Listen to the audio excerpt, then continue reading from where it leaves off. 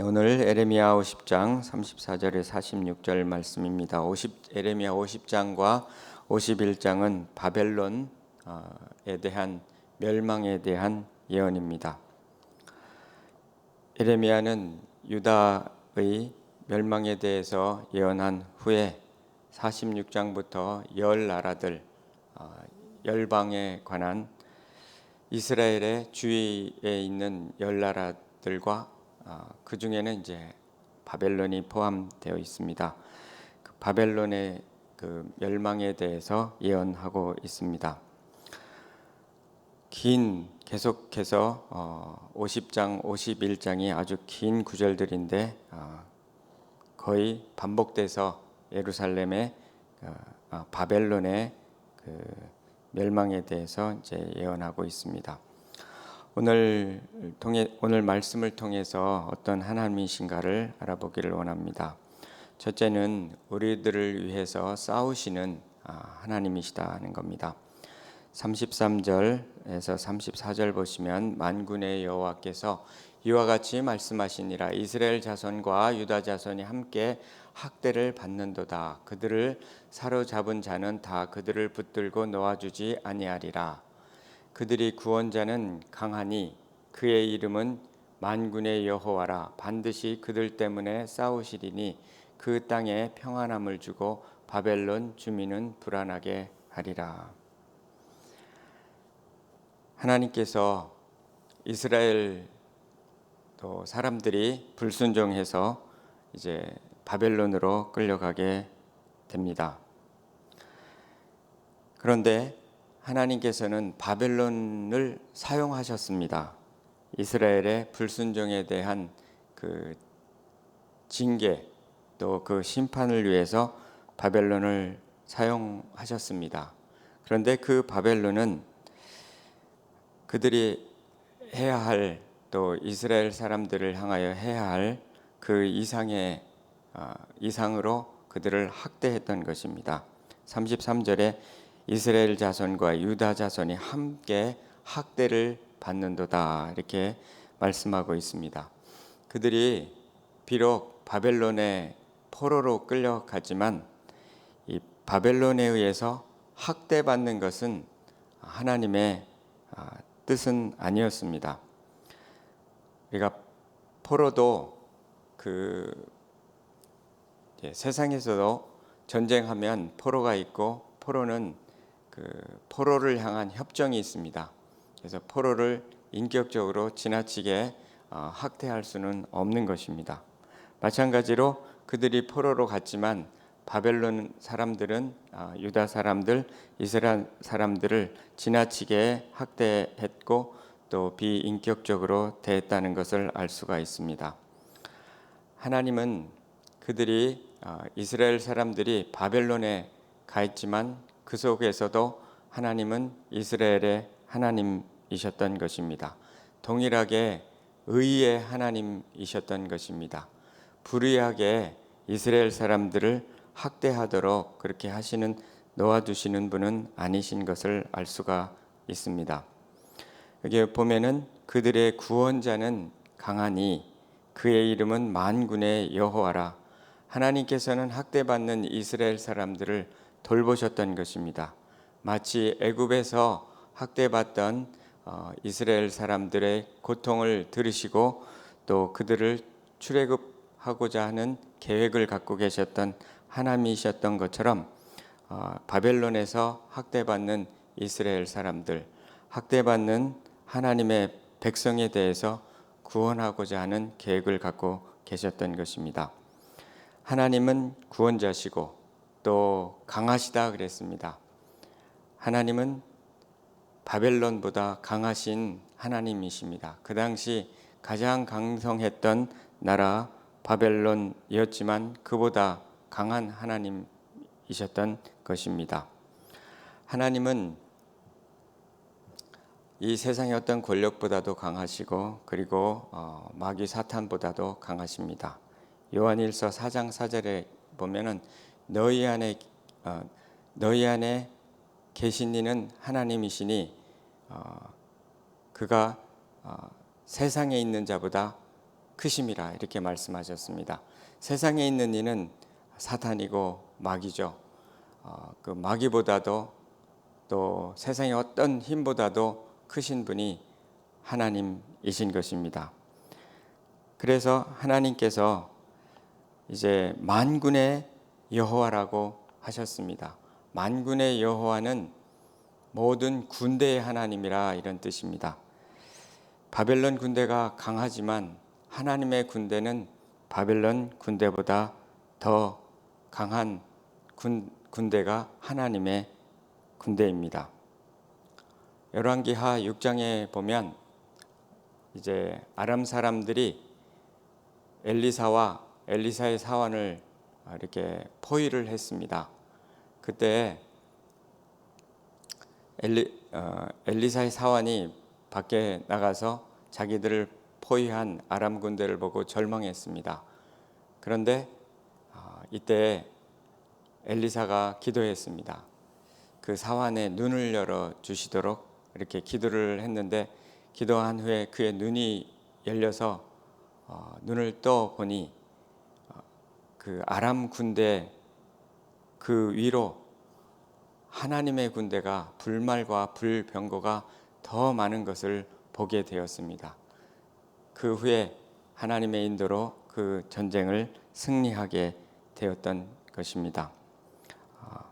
마찬가지로 하나님의 군대는 이 세상의 군대보다 더 크고 강한 군대입니다. 그래서 만군의 하나님은 많은 모든 군대의 하나님이라는 뜻입니다. 그 군대의 하나님이, 만군의 하나님이 여전히 이스라엘과 그 바벨론 포로된 그 상황 속에서도 그들과 함께 하셨던 것입니다. 그리고 그들을 위해서 싸우시는 하나님이시라고 말씀하십니다. 반드시 그들 때문에 싸우시리라. 이스라엘을 위해서 이제 싸우시는 하나님, 하나님의 백성이 학대받고 또 하나님의 백성이 불의한 일을 계속해서 당하고 있고 또 억울함을 당하고 있는 것을 보셨고 그들을 위해서, 이스라엘을 위해서 싸우시는 하나님이시라고 말씀하고 계신 것입니다. 그 악도 계속해서 이제 하나님께서 안 계신 것 같이 보이지만 그 고난 속에서 그 악이 점점 쌓여질 때, 때가 됐을 때 하나님께서 역사하시는 것입니다. 그래서 그 땅에 평안함을 주고 바벨론 주민은 불안하게 하리라 말씀하셨습니다. 하나님께서 이스라엘과 싸우셔서 결국은 이스라엘을 회복시키시고 70년 만에 이제 돌아오게 하시는 계획이 있으셨던 것입니다. 지금 이 예언은 그 당시에 바벨론 포로된 상황에서 하는 예언이 아니라 그 이전에 하고 있는 예언인 것입니다. 바로 바벨론 포로 이전이든지 바로 포로가 됐던 바로 직후든지 그러나 그들이 이렇게 학대받고 있는 상황에서 이 예언을 하고 있는 것은 아닙니다. 그렇기 때문에 하나님께서 이스라엘 사람들을 포로로 이렇게 끌려가게 하시지만 이미 그 전에 그들을 회복시키시고자 하는 하나님의 계획이 있으셨던 것입니다. 또한 바벨론에서 학대받는 사람들을 이제 위해서 싸우시는 하나님이셨던 것입니다. 마찬가지로 하나님은 오늘날 또 우리가 이 땅을 살아가는 동안에 우리와 함께 하시고 우리를 위해서 싸우시는 하나님이시라는 것입니다. 우리를 위해서 싸우시는 하나님에 대한 개인적인 경험이 있습니다. 제가 94년도였습니다. 94년도에 중국에 있었습니다. 중국에 있었고 그때 이제 연길에 있었는데 연길에서 이제 북경으로 제가 사역지를 이제 옮기고자 하였습니다. 그래서 모든 것이 잘 진행돼서 이제 연길에서 떠나서 북경으로 향하여 갔습니다. 갔는데 막상 한 학교에 제가 이제 연구원으로 가게 되었는데 교수님을 만났는데 다 짐까지 옮겼는데 그 일이 잘 안 됐다고 그렇게 이야기를 하셨습니다. 그래서 갑자기 당황하게 되었습니다. 짐까지 다 옮겨놓고 가족이 온 상황인데 일이 되지 않아서 학교에 들어올 수가 없게 되었다고 그렇게 이야기를 했습니다. 그래서 할 수 없이 이제 한국으로 비행기를 타고 돌아오게 되었습니다. 뭔가 하나님의 뜻이 아닌가, 하나님 뜻 아닌데 내가 옮긴 것이 아닌가 이런 생각이 들었습니다. 비행기에서 그런 생각을 하면서 비행기를 타고 이제 한국으로 향하고 있었습니다. 선교를 간다고 1년밖에 안 됐는데 1년 만에 이렇게 일이 잘 되지 않아서 돌아오고 있는 것을 보면서 실패한 게 아닌가 이런 생각을 하게 되었습니다.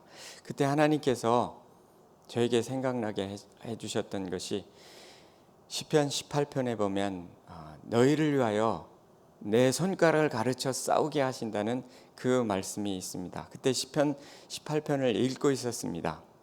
그 시편 18편 가운데 하나님은 내 손가락을 가르쳐 싸우게 하신다 하는 말씀이 있었습니다. 그래서 그 말씀을 이렇게 읽는 순간 하나님이 나를 위해서 싸우시겠다 이런 믿음을 갖게 되었습니다. 그래서 그 말씀을 붙들고 이제 기도하게 되었습니다.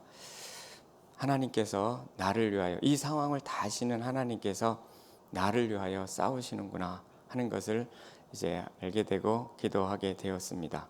분명한 것은 알 수 없었지만 한국에 이제 돌아왔고 그리고 포항에 잠깐 들렸습니다. 거기에 제 지도 교수님이 계셨기 때문에 교수님께 인사를 하기 위해서 이제 잠깐 포항에 들려서 인사를 하고 이렇게 대화를 하던 중에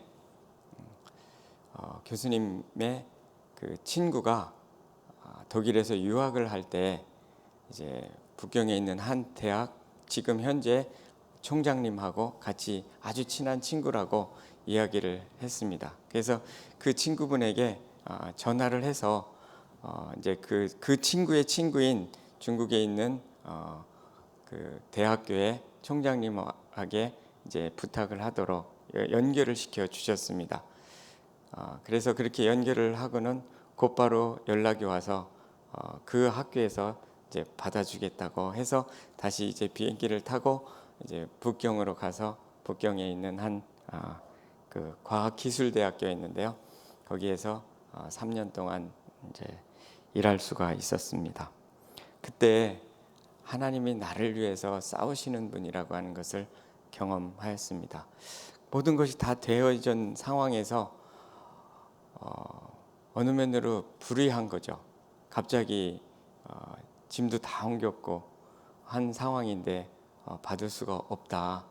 그렇지만 하나님께서 그 상황 속에서도 알고 계셨고 또 역사하고 계셨고 하나님의 계획은 다른 곳에 가는 것이었습니다.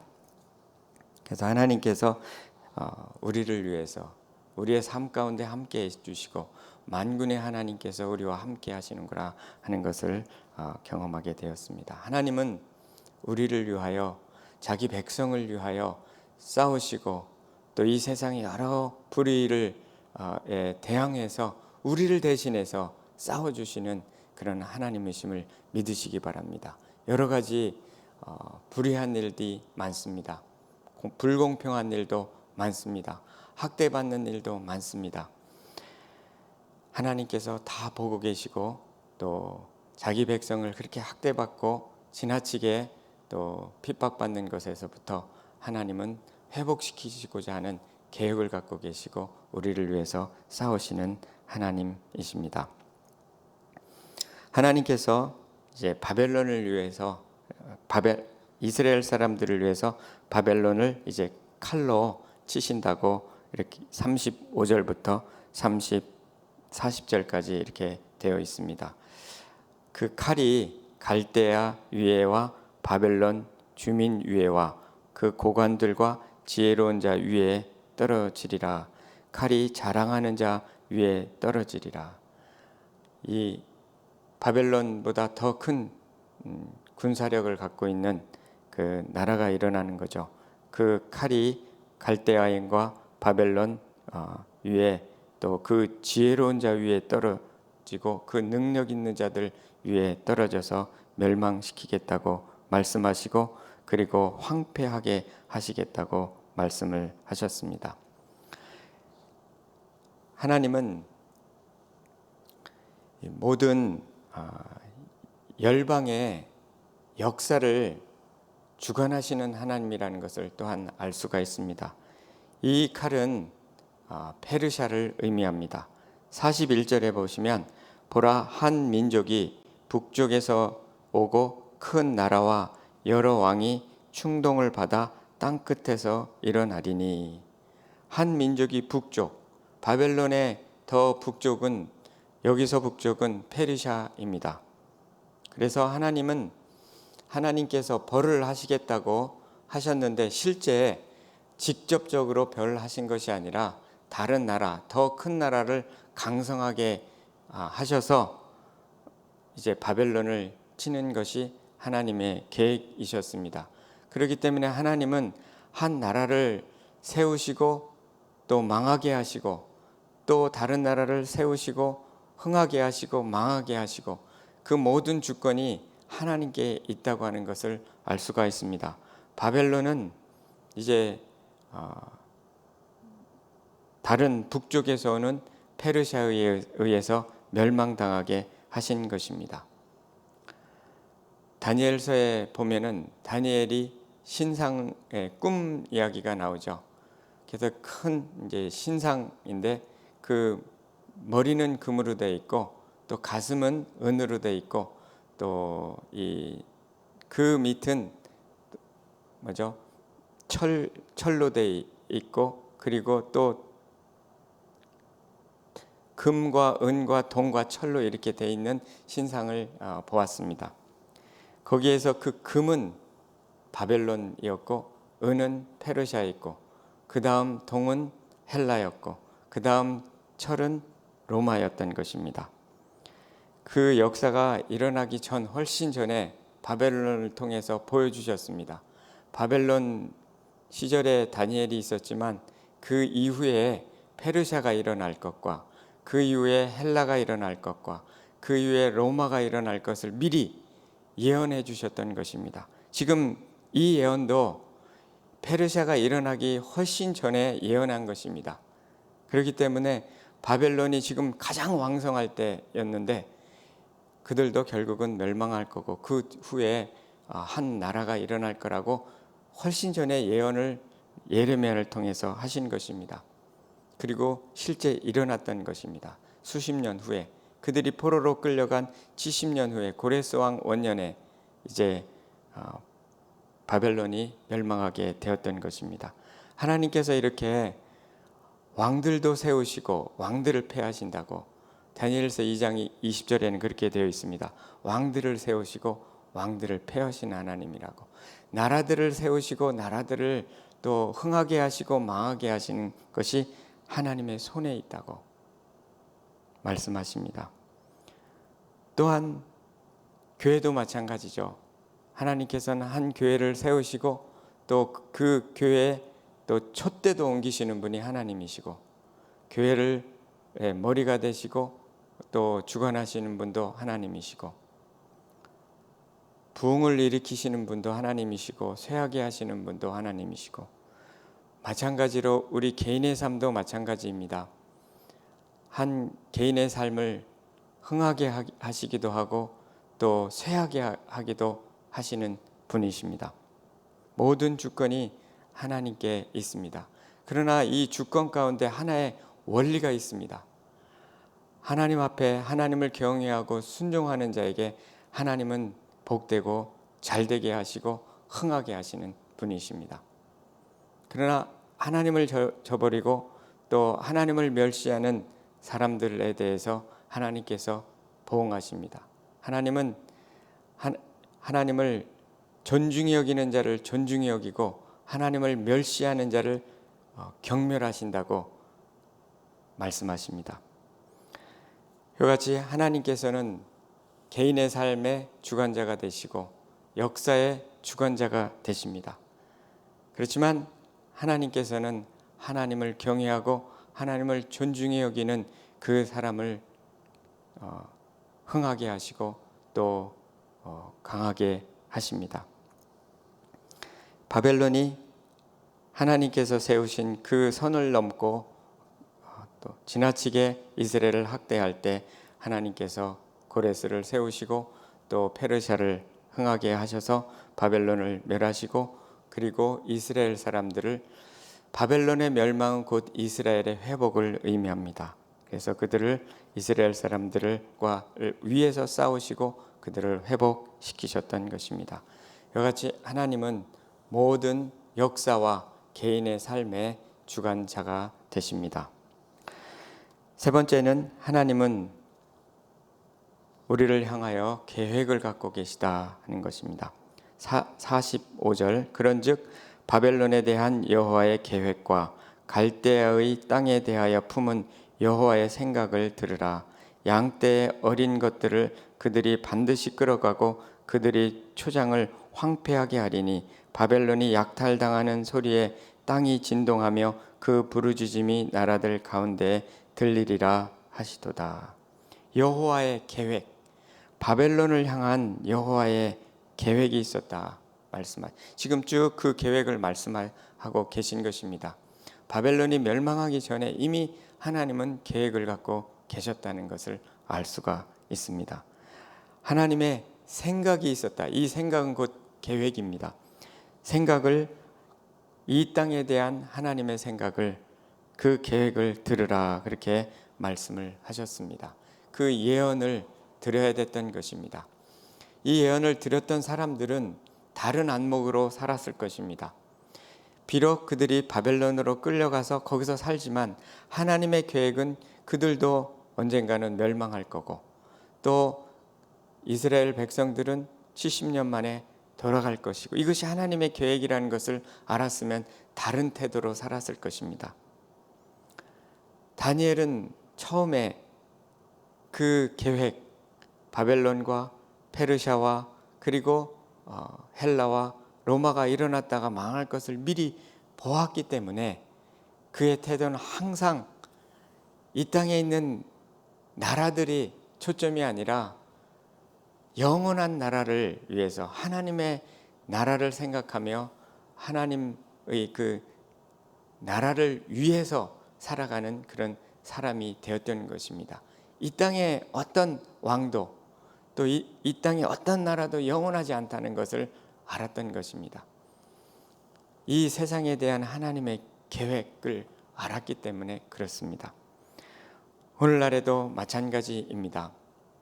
우리는 이 땅에 살지만 하나님께서 이 모든 역사와 나라를 주관하십니다. 이번에 이제 미국에 선거가 있는데 하나님께서 그 선거에도 하나님의 계획이 있으실 것입니다.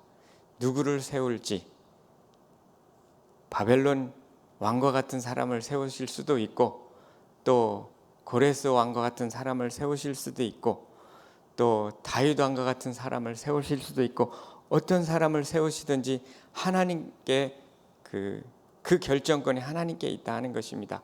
우리가 비록 투표를 성심껏 해야 되지만 하나님께서 주관하신다는 것입니다. 또 한 가지는 그 주관하시는데 이 땅의 나라들과 왕들은 일시적이다 하는 것입니다. 하나님의 나라는 영원하다 하는 것입니다. 예수 그리스도가 이 땅에 오셨고 또 우리 죄를 위하여 십자가에 못 박혀 죽으시고 부활하셨고 그리고 이제 다시금 승천하시고 지금은 우리를 위하여 하나님 보좌 우편에서 우리를 위하여 기도하십니다. 그러나 한 가지 분명한 것은 다시 오신다는 것입니다. 그리고 영원토록 우리와 함께 하신다는 것입니다. 하나님의 나라는 영원한 나라입니다. 오늘 우리는 이 땅에서 성실하게 또 살아야 되지만 항상 우리는 눈을 들어 하나님의 나라를 바라보아야 하는 것입니다. 하나님의 통치, 영원한 통치, 그것을 따라서 살아갈 필요가 있습니다. 이 땅에 아무리 이 땅의 권력이 크고 또 뛰어나다 해도 하나님의 통치가 더 뛰어난 원리고 진정한 지혜다 하는 거고 영원한 지혜라고 하는 것입니다. 이와 같이 예레미야를 통해서 유다 사람들에게 이 예언을 한 것은 다시금 영원하신 하나님을 바라보도록 하나님의 계획을 바라보고 하나님의 뜻과 하나님의 생각에 더 초점을 맞추도록 하기 위해서 예언을 주셨던 것입니다.